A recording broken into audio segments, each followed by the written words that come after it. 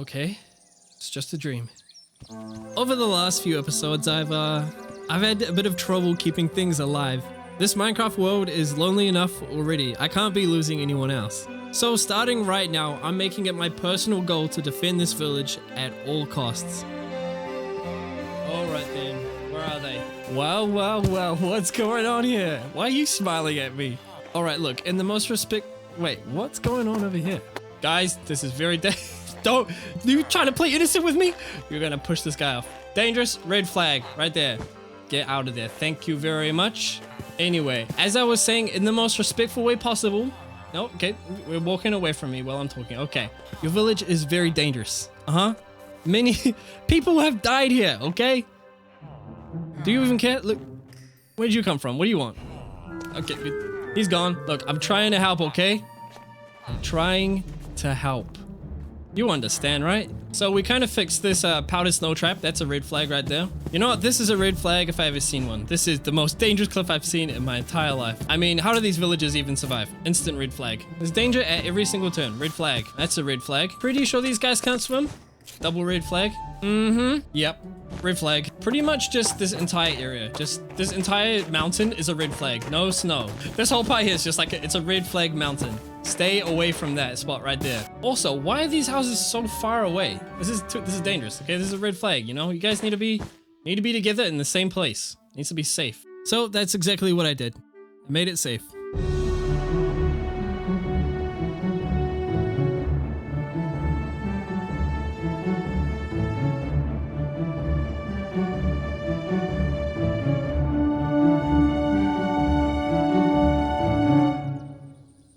Oh man, everyone's gonna make so much fun of me for this.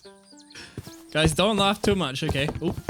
Don't laugh too much. You can laugh a little bit. I've been following these villagers around, just seeing where they're going, seeing where they're walking, and trying to make sure that there's no dangerous spots for them, because, you know, villagers, they're not the smartest folks in the world. Yeah, so wherever there's like a cliff or something that's potentially dangerous that they could climb up and fall off, yeah, I'm just making it more than one block, making it 2 or more, and I think that's probably a good start. Good start. Also made this little tunnel thing here under the farm. Actually, one thing that I thought was really cool, it was like a giant, actually, I'll show you. Behind this thing is this giant cave, and there it is. But yeah, I thought that was kind of a cool way to block it off. Just turn it into this kind of like dungeon cave entrance archway thing. Where's that coming from? As well as making everything a whole lot safer, I decided to tear down the original church in the village. Now that we got the new one, there's no point having to. And while I do that, I have a little bit of a confession. Did my horse die in the last video because I took the armor off? Yeah, yes, absolutely did. It was glitching with the animation mod, and I didn't want it to look janky, so I took it off and paid the consequences. While we're here, I just want to mention that I showcased a resource pack by Fluxium on my community post. It pretty much makes the bare bones leaves look a little bit more leafy, and it was a little bit polarizing. There was like a 50-50 split, one to go one way, one to go the other, and sorry to break your hearts, but I'm going to stick with the bare bones resource pack. If you want to check out this resource pack for yourself, I'll put a link down in the description. It's called the Bare Bones Flux Enhanced Add-on. Check it out. So that's phase 1 done. I think we're safe from ourselves now. Moving on to phase 2, we're going to be looking at protecting the village from outside forces, like a raid, for example. And for that, we're going to be building a giant wall. The wall we're making here today is extra special. It serves multiple purposes. Purpose 1, keeps the bad things out. Purpose 2, keeps the good things in. Not only that, we're going to be making it pretty thick.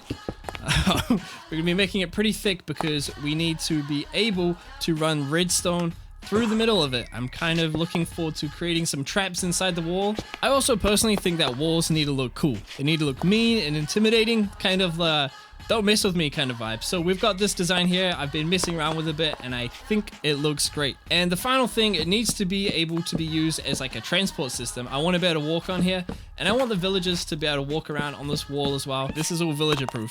They can't get over that. They can't get over that. So once they're up here, They're not going anywhere else. And so I took that modular design and started expanding it around the village, one mighty segment at a time. But as I went on, I realized this wall required way more resources than I had. Well, that didn't go very far. I've only done this small portion of the wall. I've still got like triple this amount to go. It's already cleaned out my stone supply and cobblestone. I've got a little bit of cobblestone left, but I kind of need that. And currently I have a silk touch pickaxe, so I need stone. It is looking pretty cool though. I can't wait to show the bit around there. It's massive.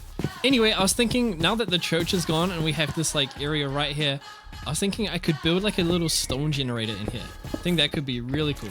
I mean, already just mining this thing out is generating a whole lot of stone, so it's already effective. In theory, stone generators are pretty simple. It just requires flowing lava over water. So I grabbed a few random blocks and fumbled something together, and wow, I'm so glad that I did. Oh my gosh, why did I not do this so much earlier? This is, oh, it's gonna save so much time.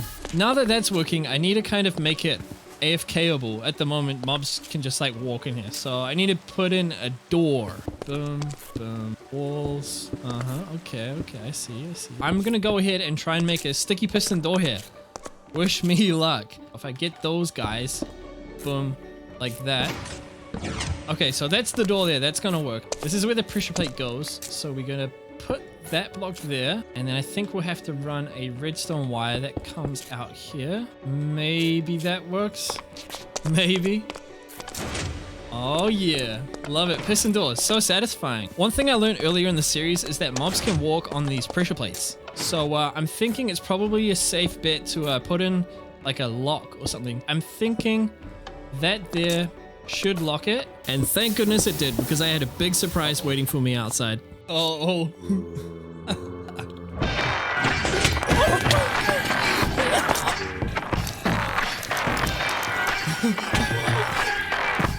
me the chicken. When I was done making this stone farm, I realized I probably need a non-silk touch pick. So I made a plain one, came up here to enchant it, and look at that, Fortune 3. So I went down to the mines and I've got pretty much all the levels I need. But not only that, I picked up a mending book and a whole bunch of diamonds and a bunch of other really cool stuff. So in theory, I should be able to just, there we go, 28 levels. That should be enough. Let's hope we can get this enchantment. There's the pick, there's the lapis, and sure enough, it finishes. Oh, that's so good. And while we're here, I'll go ahead and throw the mending on. How many diamonds are we gonna get? 18. 18 diamonds out of 7. That's insane. But now came time to continue working on the wall project, starting with a small tower on the far side of the village. This would be the access to get on top of the wall, and because it had to reach all the way down to the water level, it started looking really, really big.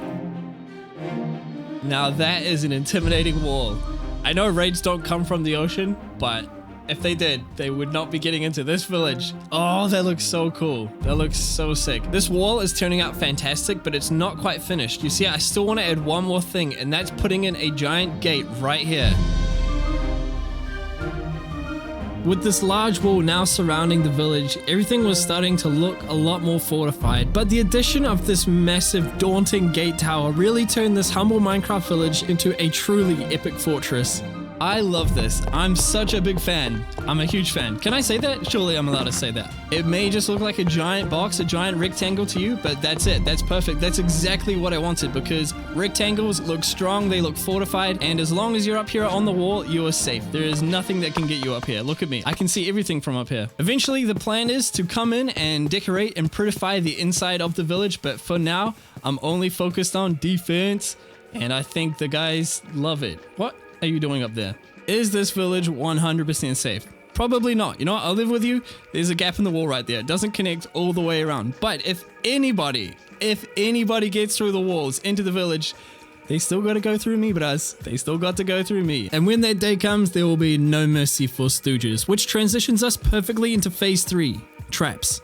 We just need to find a little parking spot for little Germbuscus. We don't need the bucket of axolotl because we're going to be using this great giant big supply of powdered snow right here. As soon as any raiders arrive at the wall here, they're going to fall into this powdered snow trap right here, and I can just swipe them because they cannot jump out of it. All right, there we go. Last one. This game's getting a little bit too realistic. I'm shoveling snow off the driveway, it seems like. With that first trap in, I thought I was on top of it, but you know, it's never too late for powdered snow to sneak up on you. I'm in the trap.